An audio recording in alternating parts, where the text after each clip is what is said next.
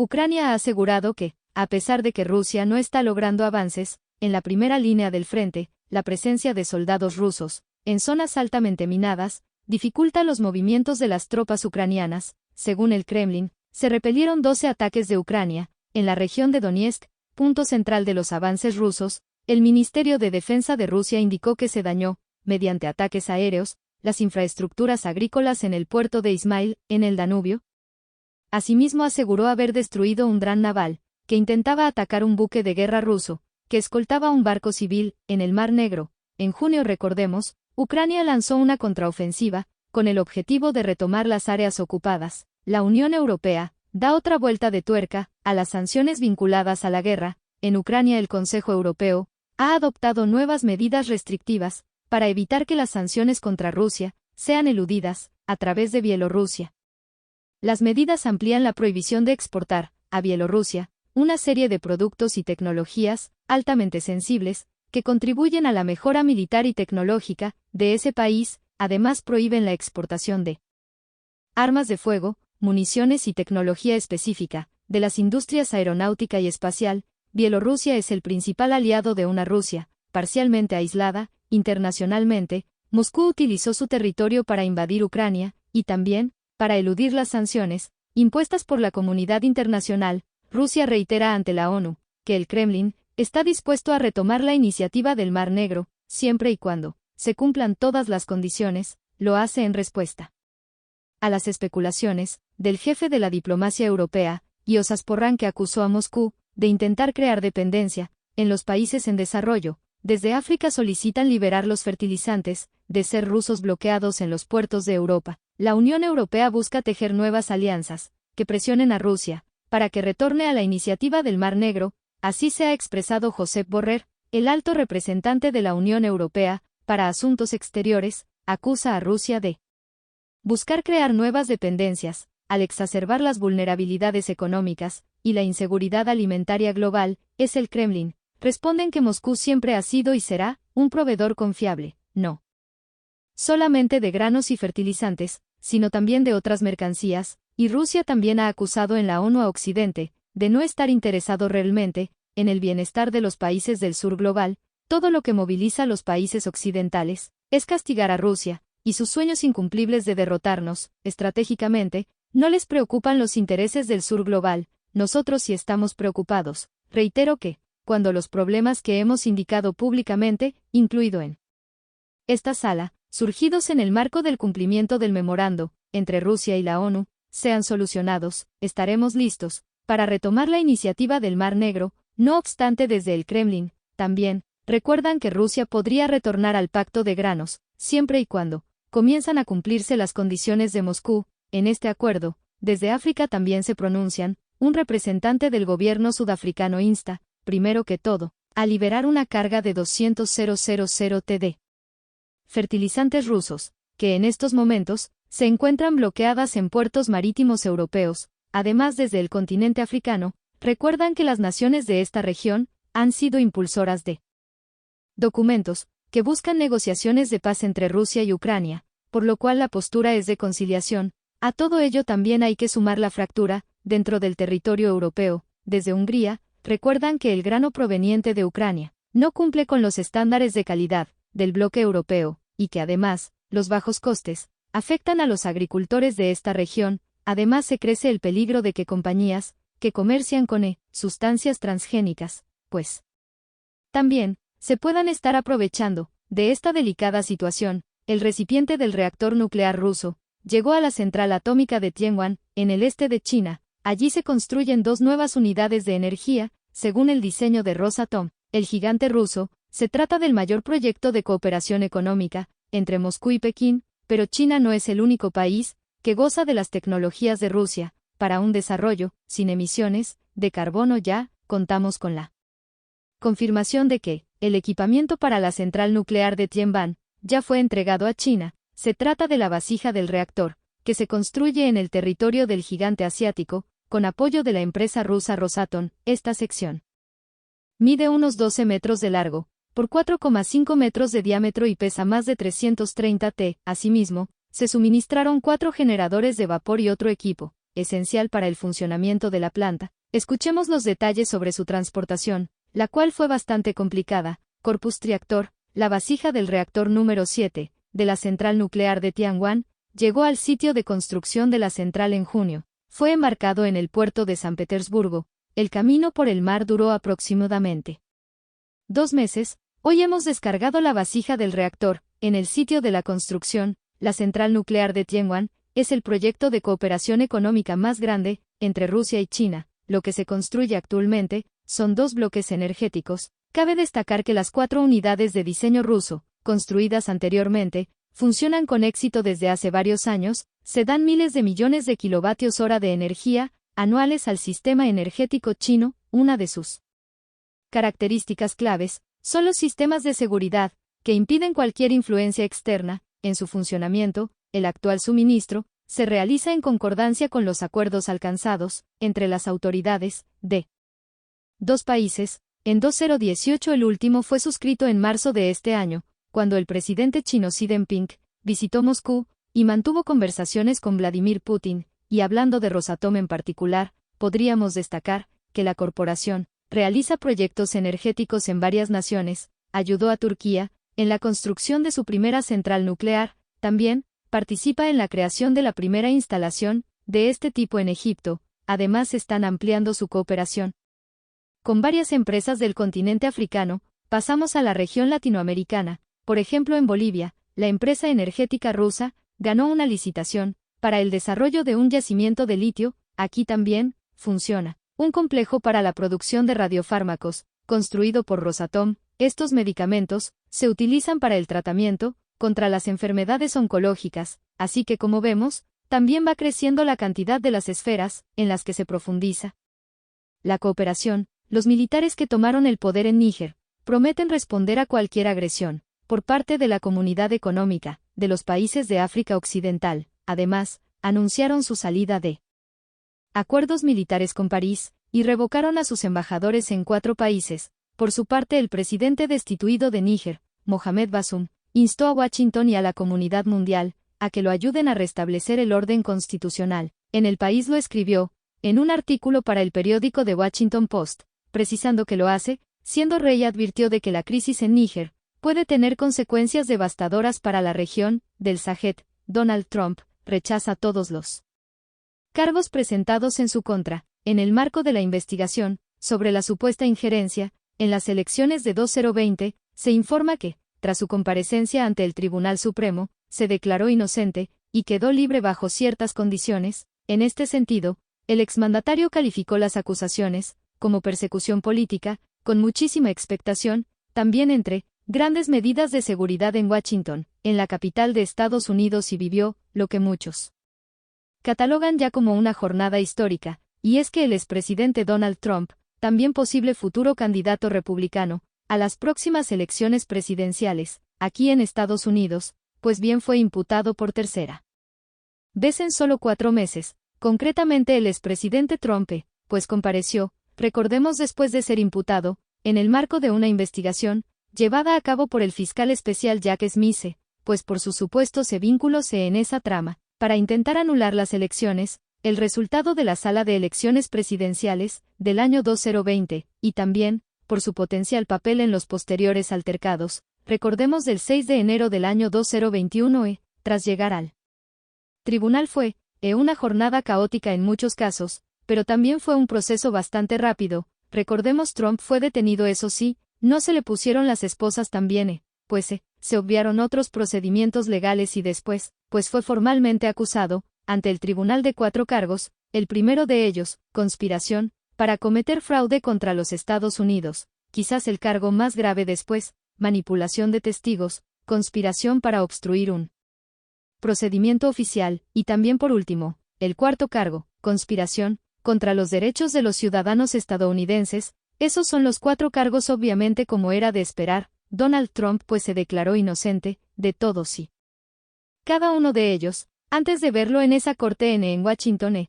el expresidente Trump había utilizado las redes sociales, pues para denunciar la politización del caso, asegurando que es un caso ridículo. También se hizo una pregunta: ¿por qué ahora? Porque, en los tempos de esta investigación, asegurando que lo único que pretenden es dañar su campaña electoral. También aseguró que el Departamento de Justicia de Estados Unidos es corrupto, por lo tanto, duras palabras de Donald Trump, también por parte de su equipo, que no dudó también en redes sociales de tildar las acusaciones como una caza de brujas y también, aseguraron que la situación recuerda a la de la Alemania de la década de 1930, después de su comparecencia en esa corte. Donald Trump pues se cogía un avión, se marchaba de la capital del país, pero antes quiso atender a los medios de comunicación, para denunciar esa situación, que está viviendo. Escuchemos ya las palabras de Donald Trump. Lo que está pasando es una persecución de un oponente político.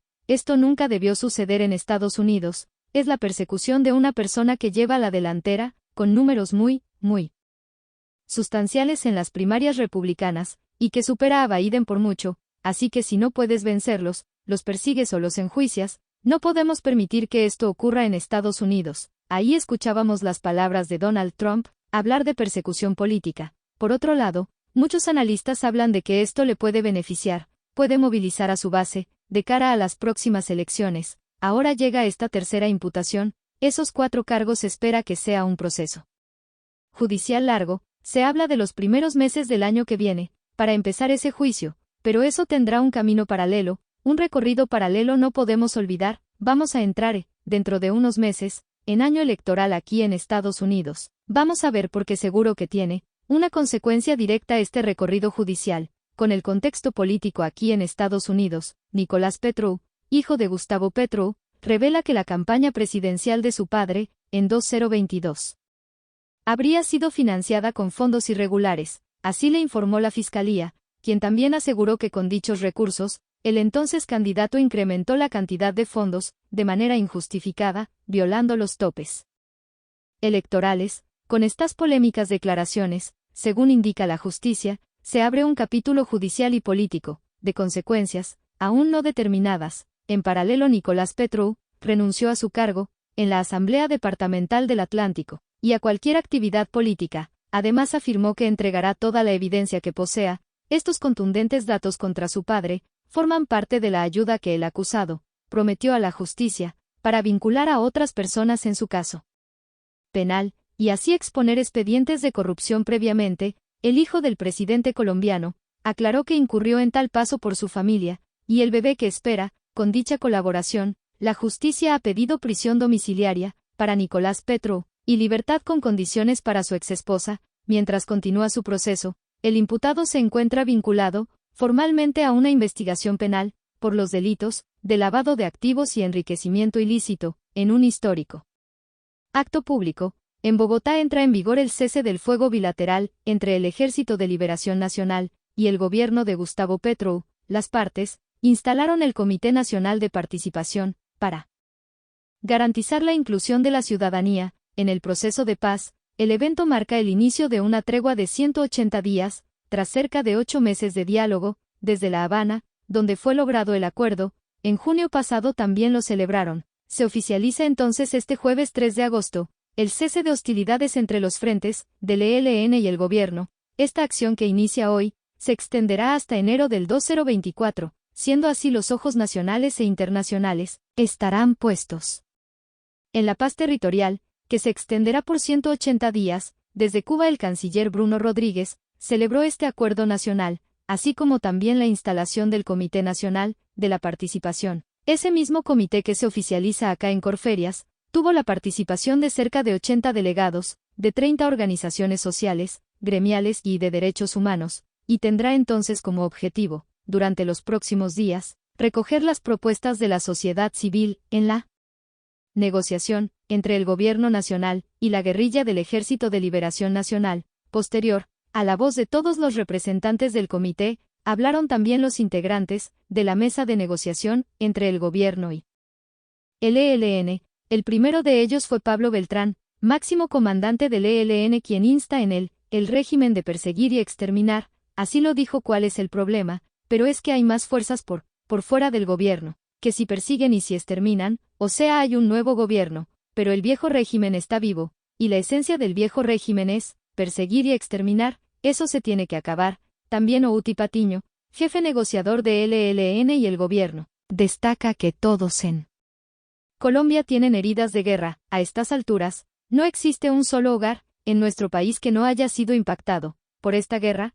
Todos llevamos la herida abierta o las cicatrices de uno o varios actos de violencia. Por eso todas y todas, como lo ordena el artículo 22 de la Constitución Política de Colombia, tenemos el derecho y el deber de participar en la construcción de paz. Y finalmente el presidente Gustavo Petro destaca que los acuerdos de paz son revolucionarios. Los acuerdos de paz van ganando, ya no en retórica sino en capacidad vinculante, en la realidad de Colombia, marcan la historia y la cambian. Son revolucionarios los acuerdos de paz, más que 10.000 fusiles, decían un trino. Por ahí el poder del fusilen debe dejar ceder su poder al poder del pueblo. Ahora que pasará luego de todos los protocolarios, que ya vimos una vez dada la primera sesión del comité, se dará inicio a las 4 fases, y el trabajo de este comité que irá hasta 2025. Por último, no se puede dejar de lado que desde este jueves, la dinámica de la negociación cambiará, y las delegaciones trabajarán de manera continua, y ya no en ciclos, como se venía viendo divididos, además por todo el país, realizando diferentes labores, que permitan alcanzar un acuerdo de paz, que si bien tardará años, es lo más lejos que ha llegado un gobierno, luego de 30 años de intentos de negociaciones de paz, con el ELN. En México, la Secretaría de Relaciones Exteriores confirma el hallazgo de un segundo cadáver en el río Bravo, en la frontera con Estados Unidos. El Instituto Nacional de Inmigración reportó que el cuerpo fue encontrado en la zona de Borjas con Alambrado, a 5 kilómetros del sitio donde apareció la primera víctima. Desde el gobierno mexicano,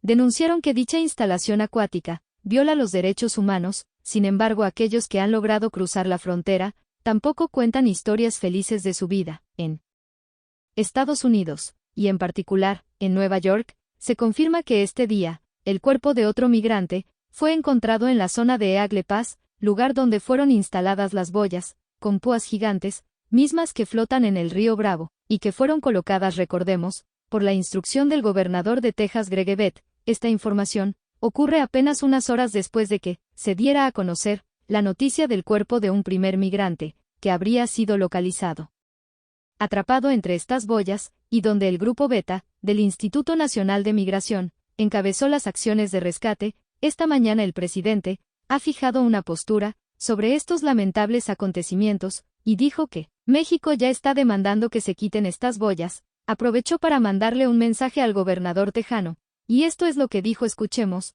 no debería el de actuar así, que este es inhumano, que no se trata así a ninguna persona, no debe de tratarse así a nadie, que eso no es de gente buena, y que solo siendo buenos podemos ser felices. La Secretaría de Relaciones Exteriores manifestó en un comunicado de prensa que la postura del gobierno de México sobre la colocación de boyas alambradas por parte de las autoridades tejanas es una violación a la soberanía nacional, y externó su preocupación sobre el impacto a los derechos humanos y seguridad personal de los migrantes que tendrán estas políticas estatales. Es más que asegura el texto van encendido, opuesto a la estrecha colaboración entre México y el gobierno federal de los Estados Unidos. Pero mientras, estos dos seres humanos perdieron la vida en el río Bravo, buscando el sueño americano en Nueva York, decenas de migrantes que lograron cruzar están viviendo en condiciones deplorables. Así quedó evidenciado en unas fotografías que ya circulan en Internet y en medios estadounidenses, en donde se observa a estas personas durmiendo en el piso de las calles de Manhattan, a las orillas del icónico Hotel Roosevelt, el cual, recordemos, es un centro designado para solicitantes de asilo. Así pues, se escriben las trágicas realidades de los migrantes, tanto los que intentan llegar de manera desesperada a los Estados Unidos, como con los que lograron entrar y esperan, en condiciones verdaderamente tristes. La situación con los migrantes latinoamericanos en Nueva York es racista en comparación con los europeos, y en específico con aquellos que han llegado de Ucrania. Además señala que el gobierno de Estados Unidos es engañoso en cuanto a sus políticas migratorias, y que hacen promesas falsas para captar votos. El gobierno federal está muy flojo. No es engañoso porque en las campañas presidenciales no lanzan todo tipo de promesas y promesas y engaños a la gente para que se vuelvan demócratas y que los nuevos votantes se vuelvan demócratas, porque se supone que el partido de demócratas está de parte de los inmigrantes, cuando en verdad ninguno de los partidos, ninguno ni los republicanos ni los demócratas, están a favor del pueblo. No están cumpliendo la ley internacional no, y obviamente otra vez racista y discriminatoria, porque, la manera de cómo tratan a los inmigrantes que vienen, por la frontera del sur, no es muy diferente, de cómo tratan a los inmigrantes que vienen de Europa, cuando llegaban los europeos, durante la Segunda Guerra Mundial, no acá a pedir ayuda, así eran bienvenidos, no tenga acá sus papeles, tenga acá sus credenciales de trabajo, vivienda no pero como somos latinos y somos ciudadanos, del hemisferio sur no la mayoría del mundo, entonces no reja flotante con bolas, con púas no y espinas, así los tratan así nos tratan a nosotros, de manera como lo están recibiendo en el país, y en la ciudad de Nueva York, es sumamente caótica, desorganizada, es criminal, porque va en contra de las leyes internacionales, que acaparan, y protegen a los vacilados y a los refugiados, y racista pues, y discriminatoria porque, respeto muy queridos. Pero los trataban mucho mejor.